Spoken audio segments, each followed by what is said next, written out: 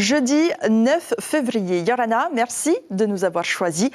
Voici les titres de ce journal. Une jeune femme de 29 ans écope de 2 ans de prison pour avoir importé une centaine de grammes de méthamphétamine des États-Unis pour sa consommation personnelle.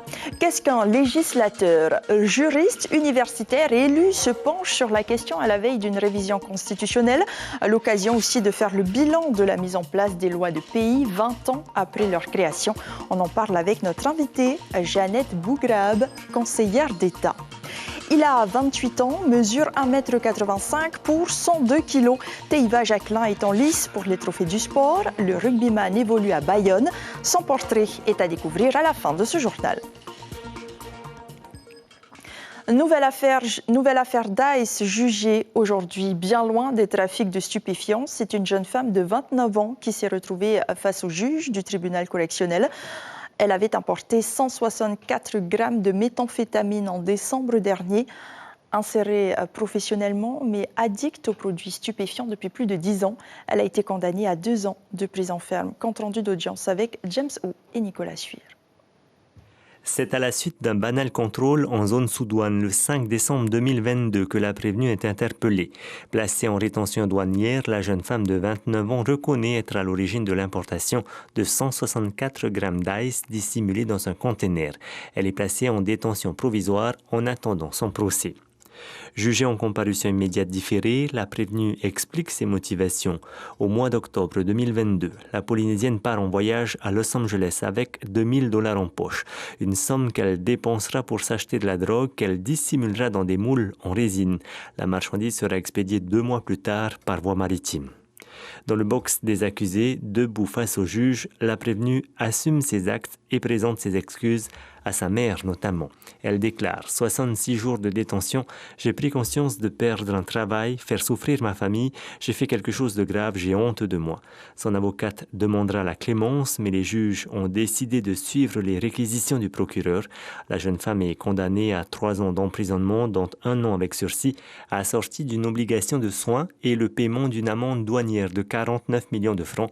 Son maintien en détention a aussi été prononcé. Nous vous en parlions hier. Air Moana fait officiellement partie des compagnies à voler dans le ciel polynésien. La répétition générale des employés était une réussite. Voyez plutôt ce reportage de Chiquita Teiva et Nicolas Suir.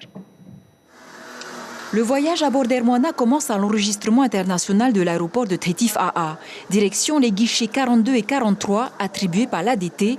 Un personnel jeune, motivé, vous accueille. À peu près 6 personnels pour la partie enregistrement et embarquement. Mais pour les premiers vols qui vont commencer le 13, on va renforcer nos équipes pour qu'ils fassent du mieux que leur peut et de le mieux qu'ils pourront et ça va très bien se passer. Direction de la compagnie, journalistes, tour opérateurs sont invités. C'est parti pour une opération séduction à bord de Poiti.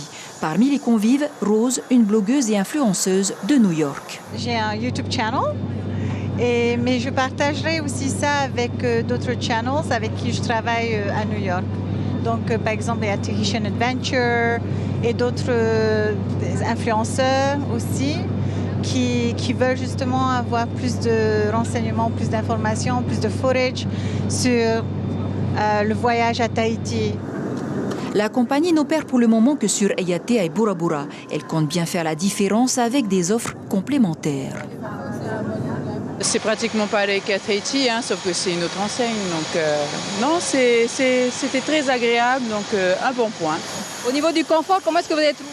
C'était très confortable, effectivement. Je ne vois pas d'autres changements par rapport à l'autre enseigne. Le directeur général de la compagnie a tenu à tester lui-même le système d'exploitation pour s'assurer du service. Je ne fais pas que du transport aérien. Ce que je veux offrir aux passagers, surtout à destination de Bora Bora, c'est à la fois l'aérien, mais aussi ce petit passage par le lagon jusqu'à l'île, jusqu'à la ville de Veitapé. Voilà. Air Moana, qui ambitionne de se déployer vers d'autres archipels, recevra son 2e ATR 72 flambant neuf dans moins de 15 jours. La compagnie devrait opérer ses vols vers les Marquises le 20 mars prochain. Quel est le rôle réel du législateur polynésien ? À l'aube d'une révision constitutionnelle pour les collectivités ultramarines, la question est cruciale sur un point de vue institutionnel notamment. Alors pour répondre à cette question, une journée d'études était organisée à l'Assemblée de la Polynésie. Elle est à l'initiative d'Alain Moiron, maître de conférence de droit public à l'UPF, et elle a réuni des universitaires, des juristes et bien évidemment des élus. Ces derniers pensent et votent des lois de pays dont seul le Conseil d'État est compétent pour connaître du contentieux. On en parle justement avec une conseillère d'État, Jeannette Bougrab-Yorana. Bonsoir. Merci d'être sur Polynésie la première ce soir. Tout d'abord, donc, vous siégez au Conseil d'État. Quelle est la vision des membres du Conseil d'État sur les lois de pays de la Polynésie ? Eh bien, ça a été tout un débat parce que quand il y a eu la révision constitutionnelle de 2003, en fait, la question a été de savoir quelle serait la juridiction compétente pour contrôler les lois de pays. Est-ce que c'est comme pour les lois de Calédonie, ce serait le Conseil constitutionnel ?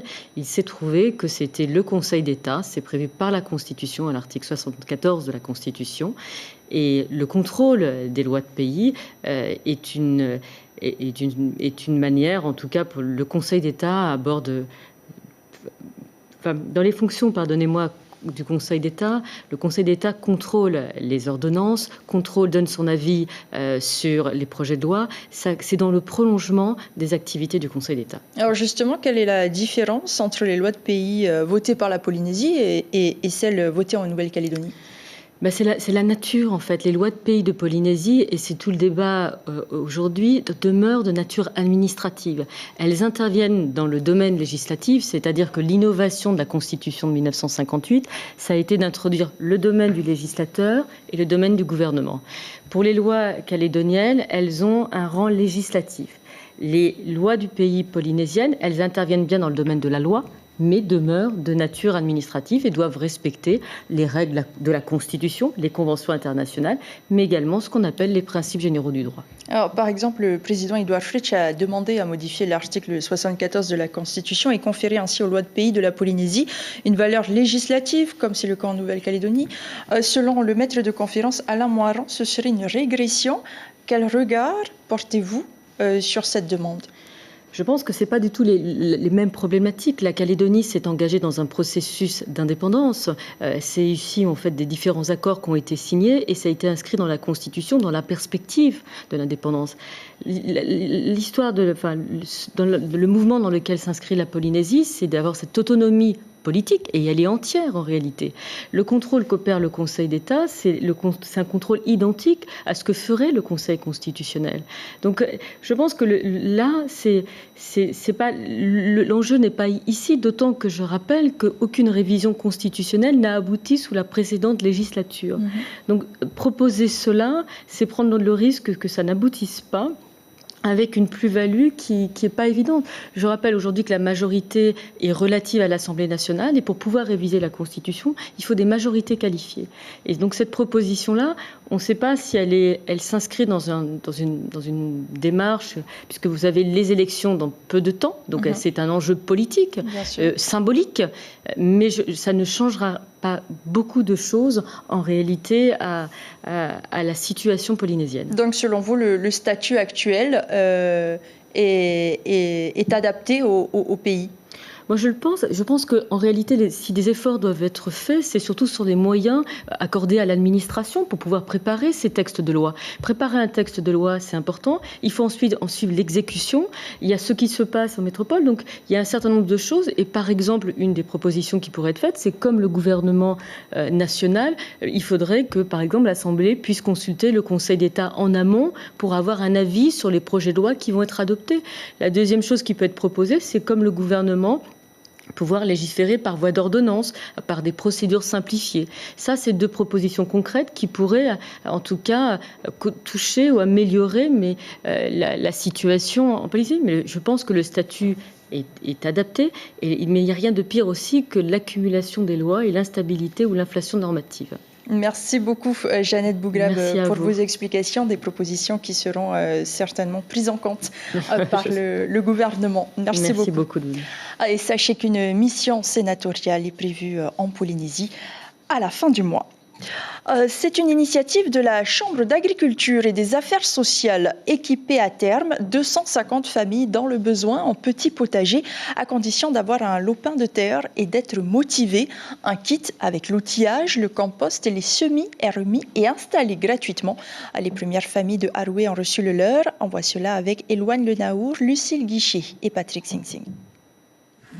Les mains dans la terre, accompagnée par les membres de la Chambre d'agriculture, Marita plante ses premiers semis.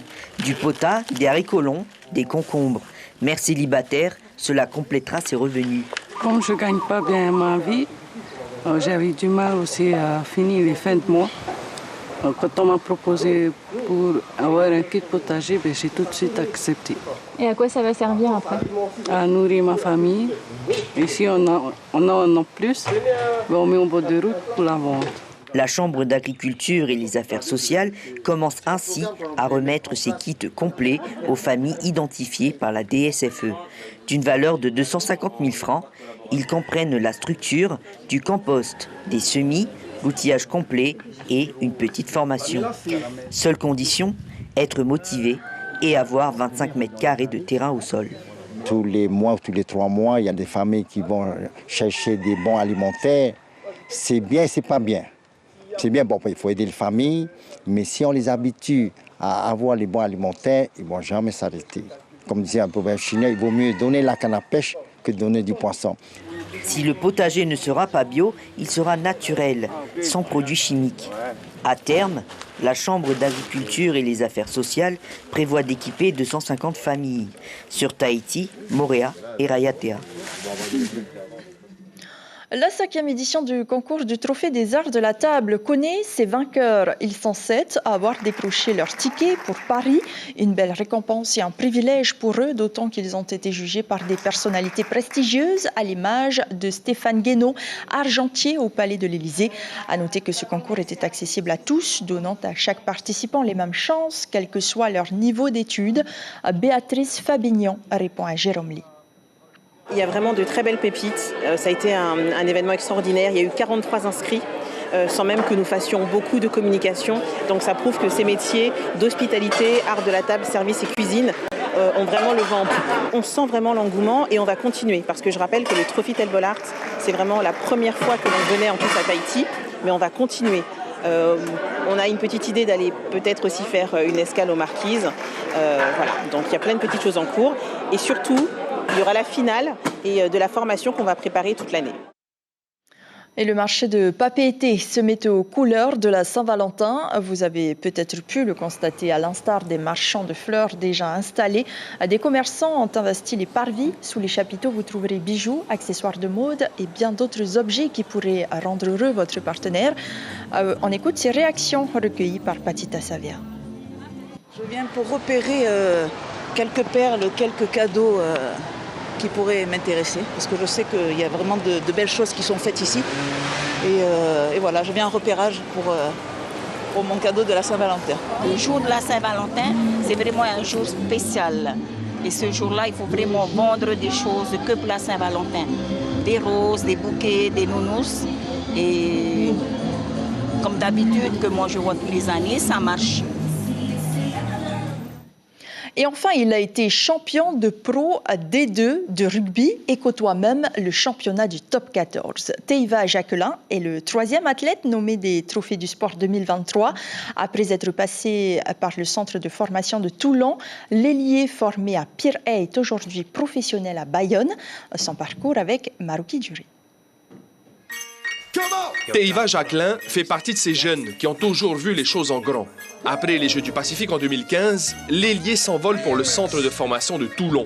Il signe ses débuts en pro avant de s'engager pour Grenoble, avec qui il connaîtra la montée au top 14. Prêté par la suite au Stade Montois, qui joue le maintien en 2e division, Teiva Jacquelin intègre en 2021 l'effectif de l'Aviron Bayonnais. Ensemble, ils remportent le championnat de Pro D2 et remontent en top 14.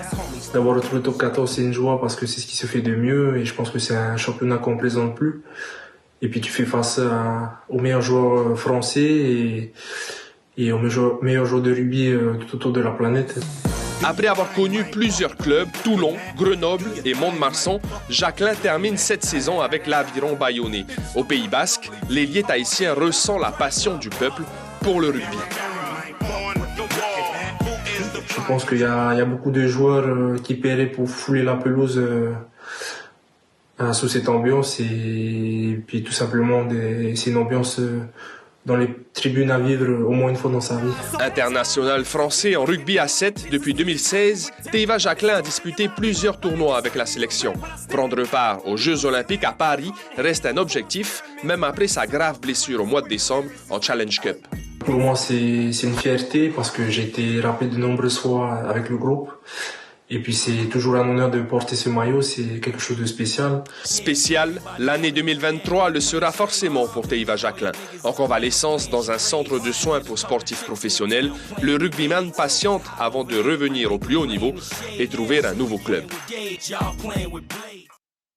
L'actualité de ce jeudi soir. Demain, votre émission L'Invité Café vous propose de parler de la journée porte ouverte de l'Université de la Polynésie avec la coordinatrice Isabelle Guebu. À la une de votre quotidien Tahiti Info demain, un sujet sur l'environnement, des panneaux solaires pour dessaler l'eau de mer.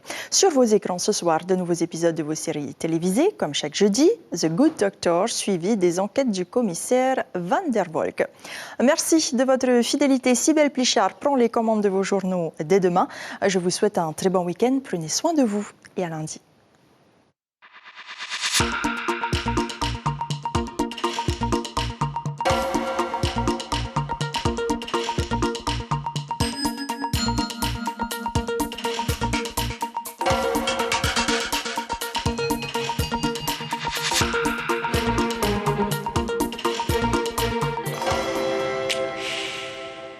Embarquez pour la 20e édition du FIFO avec Air Tahiti, le lien entre les îles depuis 65 ans. Air Tahiti, te natir Aotemomotu. Retrouvez le FIFO avec Vayar Air. Vayar Air, naviguons ensemble vers demain.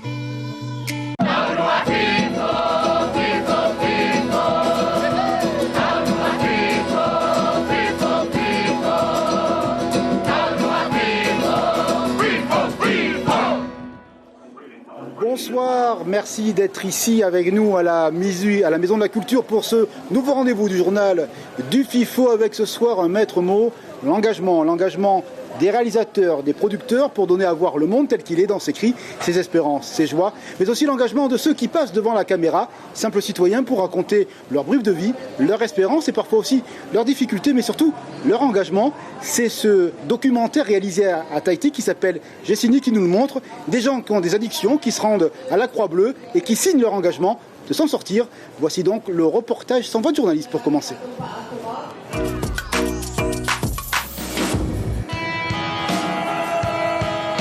Tahiti, en Polynésie française, il y a un phénomène où la foi dépasse la science. Ah oui, je viens d'avoir fait un ici de 4 mois. Ok. Et tu signes là? J'ai réussi.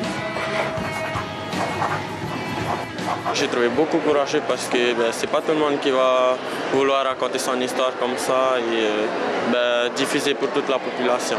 J'ai été très surpris de l'accueil qui a été fait par les élèves en fait. C'est un film qui n'est pas un blockbuster, qui est informatif, avec des interviews posées, etc. On raconte une histoire. Et les jeunes de 15-16 ans qui ont adhéré au film, donc ça veut dire que le message est passé, c'est le plus important en fait.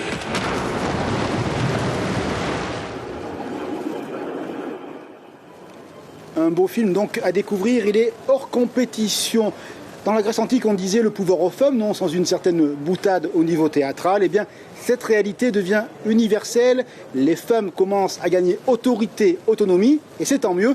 Est-ce le cas ici dans l'Océanie? En tous les cas, il faut des personnes inspirantes pour donner à cette force la volonté collective. C'est peut-être le cas de Madame Djibaou, qui est l'objet d'un documentaire qui a été présenté ici au FIFO. Les images sont signées par Hubert Liao.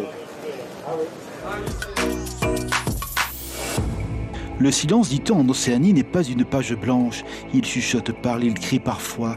À entendre seulement le souffle de la salle, la vie de Marie-Claude Djibaou a transporté le spectateur. Pas une biographie à l'eau de rose, mais une histoire de vie où le charisme et les actes se posent en sagesse. Je n'ai pas de rancœur, de rancune. Voilà, c'est juste un homme qui a manqué de discernement. Mais Il a quand même tué mon mari. Un documentaire pour l'époque peut-être, non en fait, un témoignage pour tout âge de l'humanité. Ce que j'ai aimé, c'est vraiment Madame Jibaou qui nous ouvre son cœur en parlant de son amour, de son pays, de sa terre. Et il rend hommage à son époux, qui a été un grand défenseur du peuple, de la langue, de la culture. Pas beaucoup de personnes arriveraient à pardonner un geste tel qu'elle a fait. Est-ce que le temps des femmes est arrivé? Ah, il a toujours été là. On ne les voyait pas, mais il a toujours été là. Donc, ouais. Noami suit le temps des femmes, elle le façonne même. Dans son quartier de Faha, depuis presque 20 ans, elle travaille à une prise de conscience sociale. Premier pas vers l'autonomie au féminin. Une inspiration d'être, une aspiration dont le travail autorise bien des métamorphoses. Quand il faut dire non, on le dit haut et fort. Et quand on a tort, on sait aussi le dire. Et quand on a raison, alors là, c'est waouh. Et tout ça pour dire qu'à Tahiti, les femmes, elles sont fortes. Mais il faut qu'il y ait aussi le soutien de l'homme. Et tous les deux, ils peuvent avancer vers quelque chose de bien. Cette fusion avec un être, une cause, une culture, cette idée faite universelle, c'est un portrait dont le visage épouse la personnalité de Madame Jibaou. C'est la signature de ce documentaire. Il se veut souffle pour toutes les femmes d'Océanie et d'ailleurs. Elle est une personnalité inspirante, elle est la preuve que il est possible d'être une jeune fille, une jeune femme d'Océanie et de faire de grandes choses et surtout de ne jamais lâcher ni ses convictions ni son objectif de défendre son pays et de le faire progresser. Est-ce que tu as réussi ta vie, tu penses, toi-même? Je sais pas. Ah. Mais je trouve que tu as réussi ta vie parce que déjà, on a une grande famille et on s'aime tous. Très très beau documentaire avec cet esprit de famille. On ouvre le débat sur la condition féminine ici en Océanie avec notre invité Armelle Merceron. Bonsoir. Bonsoir. Merci d'être ici avec nous à la Maison de la Culture. Quel est l'état des lieux? Est-ce que le respect dû aux femmes est acquis ici en Océanie ou est-ce que c'est un combat encore de tous les jours? Je dirais qu'en droit, sur les principes, oui. Mais dans la réalité, ce n'est pas le cas. Je pense que il y a plusieurs catégories de situations de femmes. Il y a des femmes qui sont à l'aise, peuvent exercer leurs droits, avoir des initiatives et se sentir égales des hommes. Mais dans la réalité, je crois qu'il y en a encore beaucoup qui n'y arrivent pas. Est-ce que c'est égal dans tous les territoires francophones parce que vous avez une vision d'ensemble, vous Vanuatu, Wallis, Nouméa, etc. Ou est-ce qu'il y a encore des différences culturelles qui pèsent sur le statut des dames? Oui, notre association regroupe effectivement des femmes des collectivités et pays francophones de la Polynésie. Alors je dirais que lorsqu'on les rencontre, on a l'impression que nous, on a beaucoup de chance parce qu'on a beaucoup de droits qu'elles n'ont pas encore. L'ordre social, l'organisation nous donne beaucoup plus de liberté. Mais néanmoins, comme je le disais tout à l'heure, il y a encore beaucoup de progrès à faire pour que les femmes se sentent capables d'exercer leurs droits et de crever le plafond de verre que la société leur met. Est-ce qu'il y a des progrès? On l'a vu dans le reportage avec l'association de Faha, l'animatrice nous dit les filles commencent à prendre conscience qu'elles sont des citoyennes pleines et entières et elles savent dire non, elles peuvent dire non. Alors, il ne faut pas oublier que les filles, elles vont plus loin dans leurs études en général que les garçons. À l'université, il y a plus de filles, mais néanmoins, la société, eh bien, elle leur impose un ordre. Et c'est cela qu'il faut faire évoluer, c'est qu'elles puissent exprimer pleinement leurs capacités, leurs désirs, leur épanouissement. À mon avis, pour le moment, elles se restreignent parce qu'elles savent qu'il faut équilibrer les choses. Dernière question rapidement, est-ce qu'un jour ici, en Océanie, on peut avoir une première ministre comme en Nouvelle-Zélande qui vient de quitter le pouvoir à 41 ans? Ah ben j'en suis persuadée et j'attends la prochaine. Merci beaucoup Madame Merceron de nous avoir visité ce soir avec un temps un peu court, mais on vous retrouvera rapidement dans nos éditions. Merci. Et très bonne soirée. Vous le savez, tous les soirs, notre jeune étudiant Elouane regarde les films en compétition. Eh bien, c'est la chronique du spectateur.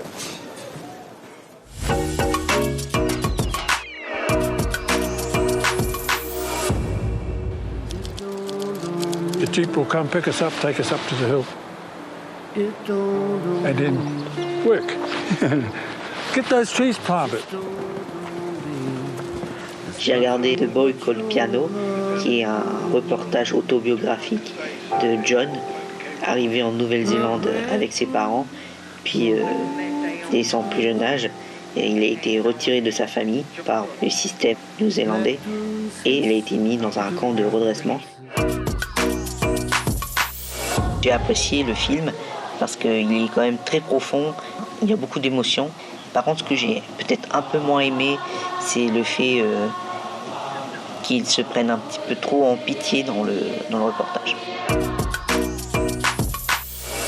On devine donc une certaine inhumanité qu'il y a eu dans l'histoire, mais dorénavant, on devine aussi qu'il y a de l'espoir, puisqu'il y a une forme de rédemption, une demande de pardon de la part donc du système déjà.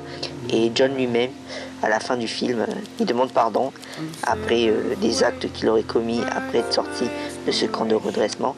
Et c'est ce qu'il obtient à la fin du film.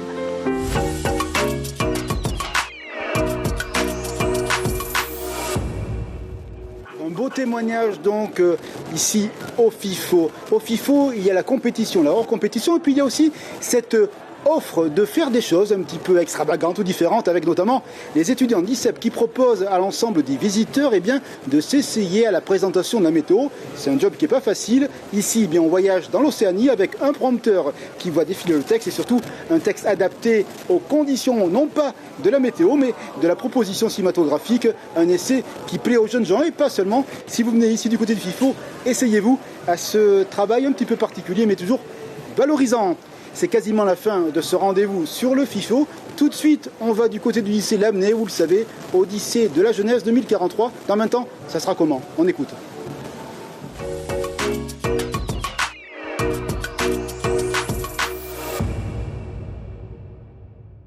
Ravatua ar irei.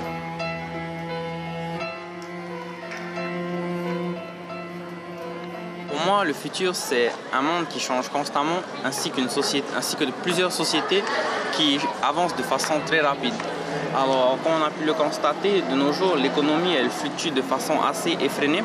On a un rythme de vie qui avance de façon accrue et justement, la population, elle essaye de suivre ce rythme. En tant que jeune, je pense que ce rythme est très inquiétant, puisque chercher du travail de nos jours, c'est quelque chose d'assez compliqué. Les études, elles doivent être prolongées, c'est-à-dire que je pense plus qu'un bac plus 1 ou plus 2 suffisent, il faut faire des études à long terme. Je dessinais la planète puisque je m'inquiète pour l'environnement. On a le réchauffement climatique qui évolue à cause de tous les transports ainsi que toutes les énergies fossiles qui s'usent. D'ailleurs, on peut parler des énergies fossiles puisqu'on a les énergies non renouvelables qui sont en train de s'épuiser. On est aussi la future génération, ce qui veut dire qu'on sera les futurs adultes. Et en tant que futur adulte, et maintenant en tant que jeune, je suis assez inquiet de l'avenir.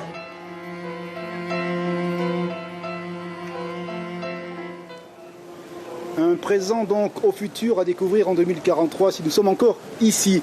Demain 19h30 en direct sur la première, eh bien vous allez tout savoir du palmarès de la 20e édition du FIFO puisque le jury nous donnera ses réponses demain soir à nouveau à 19h15, journal du FIFO pendant l'édition d'information. Merci et belle soirée avec nous sur la première. À demain.